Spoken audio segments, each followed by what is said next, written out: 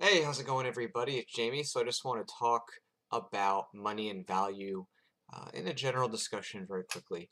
And this issue often comes to me a lot in discussions when people are talking about new currencies or new ways of trade. And Bitcoin and cryptocurrencies are certainly a way that people have been brought about to this discussion in recent times. People are starting to be like, oh, is Bitcoin just a scam, or is it money, or what's money, or what is value?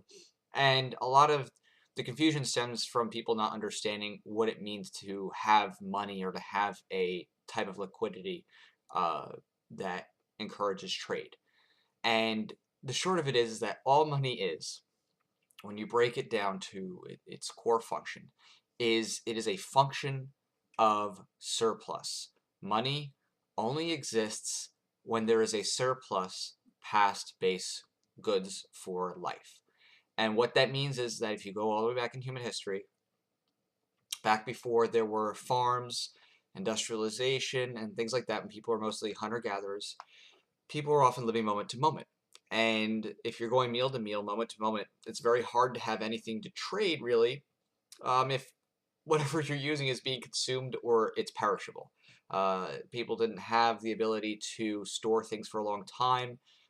So that meant that things were often consumed right there on the spot. I mean, maybe they could take some bones to turn into tools, but things were rather crude. And it wasn't until people especially began to cultivate animals and livestock, put them off into pens, put them off into secured areas, that wealth began to grow. And the reason is that when you have animals or plants that can reproduce, they start to grow exponentially. And if you take care of them and make sure they're not affected or dying from other animal attacks or from storms or things like that, then you can have a lot of wealth grow. And eventually this leads to people having what's called the surplus. When you have beyond what your immediate needs are in terms of being met. And when that happens, people are able to trade on things. And so back in the day, people might trade chickens or cows, or maybe they would trade things that were symbolic. Maybe they had seashells or rocks or whatever. But the point is that they couldn't get to this point of thinking, oh, hey, what can I trade this person really, until there was a surplus to trade. Because if you're eating everything, then you're like, oh, I'm done, I'm out. Well, then there's nothing to trade anybody. So what this means is that all money is a designation of value subjectively by humans. And it comes from the point of thinking where you can say, oh, I have more than my immediate needs that need to be met, whether that's, food, water, shelter, things that are basic needs to your survival. And in the past, people historically looked to things that were rare. Why? Because things that are rare can't just be easily manipulated to reproduce. If you had gold or silver, there wasn't, a special type of Rumpelstiltskin that could, sew thread into gold or silver and like copy it, and so that way someone could make themselves look very wealthy having a lot of this material. And so scarcity became a kind of indicia of whether or not something would be good for money. And then past that, people had denominations. The ability to easily trade something makes it very convenient to someone. If you have a giant rolling stones, as some cultures did, it makes it really hard to trade things. People needed something that they could break down into smaller pieces. You could get gold nuggets, or you could do by weight, or you could do by coins, and that makes it really convenient. And then, of course, there's the what's called intrinsic value, which technically intrinsic value is itself subjective, technically. In other words, all values are subjective, right? If you're dying of thirst, you're going to be like, a gold bar is really not going to help me right now. I need water, right? That's a subjective value. It doesn't matter how much gold is in front of you. It doesn't matter how many dollars are in front of you. If you are dying of thirst, you're like, oh my gosh, I need water. I'm going to die. Water becomes your highest value good. And so with that in mind, all forms of money, all forms of trade are just that. They're all subjective values. And the reason why people adopt things are because of those factors taken as a whole. So going back to the intrinsic value, we say more intrinsic value or usable value. Usable value means how many different applications can I use this product in? If you had, for example, a piece of wood, maybe you could carve that into a stool, maybe you could put that into a table. Maybe you could, break it down and remold it into paper, things like that. If you have a raw good, what else can you use it for? And historically, gold and silver was pretty attractive because you could turn it into silverware, you could put it into jewelry, you could put it into things that are in buildings. I mean, they had different types of functions back then, but even today, now more than ever, they're used in all sorts of things. Gold and silver is used in electronics. They're used medicinally. There's just so many different ways that you can apply the use of those metals because of technological advances. So things like that are reasons why something is used. And it doesn't necessarily have to just be physical uses. For example, with Bitcoin, why it's adopted, well, it has scarcity. That is, it has a pre-programmed scarcity by the person who made it. It has usability. The reason why someone wants to use it is because when it sends back and forth between or among people, it goes lightning quick.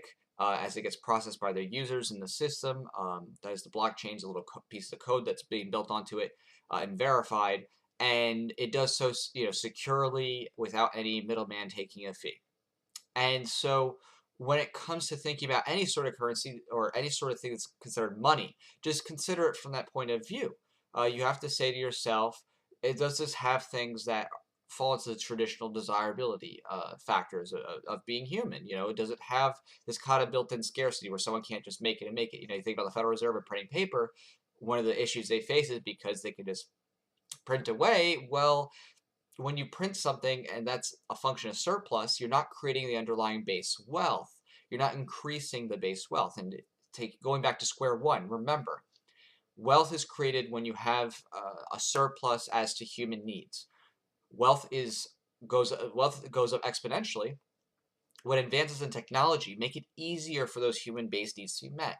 What does that mean? Food is easier to have and be transported. Water is easier to have and be transported. Shelter is easier to be had and be transported, moved around. And we see that, through all sorts of ways, whether it's bottling facilities or purification facilities, you name it. Technology allows people to have that surplus. And if those baselines are being met, then people can think about the what's next, what's the extras. So if you're printing a bunch of paper, you're not directly building any more efficiency into whether or not you have more food or you have more shelter, right? So when you look at that, you have to say, oh, is that a dangerous thing to have? Well, potentially, right? Potentially, it will lose value. Whereas things like gold or silver, or things that have a different type of applicable value, they may not be immediately apparent, but you could still use those for technologies which increase efficiencies. And again, efficiency can include exchangeability, fungibility. That's why paper money is seen as attractive at first, especially because it's really easy to carry it around. It's really easy to exchange it with others. It's easy to break down into other denominations.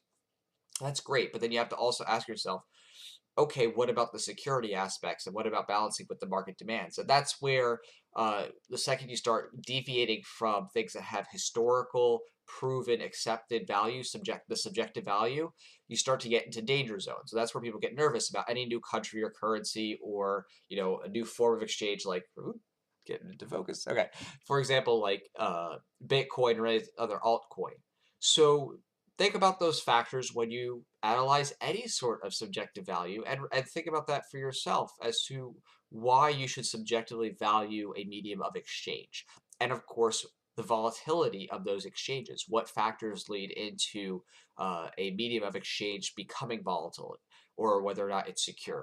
For me, I would say if there were to be a ultimate security blend combination, if I were to create one, it would be gold and silver rounds that have a type of electronic chip inside that's verifiable by a third-party independent scanner. There might be privacy issues, obviously with that, but I would imagine something of that nature would probably be the most sound money or one of the more sound forms of money that's been invented. Nobody's ever done that really. The government doesn't really like having people exchange in things that have intrinsic value, apparently, thanks to the Federal Reserve giving everybody IOU notes with the dollar, which is what the dollar is now, as opposed to what it used to be. It used to just be a gold and silver backed, that is exchangeable currency. Now it's really just debt.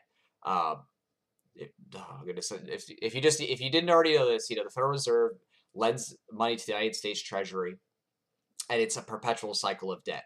So that's something you definitely research on your own time and learn more about. The Creature from Jekyll Island is a great history on it. But again, think about everything as a whole, think about the system as a whole, think about subjective value as a whole, and think about ways that your life is made more efficient and your needs, your base needs, are satisfied in a greater way. And that includes everything from what you eat to your bodily health, your shelter, and things like that. All right, take care, everyone, and I'll talk to y'all later.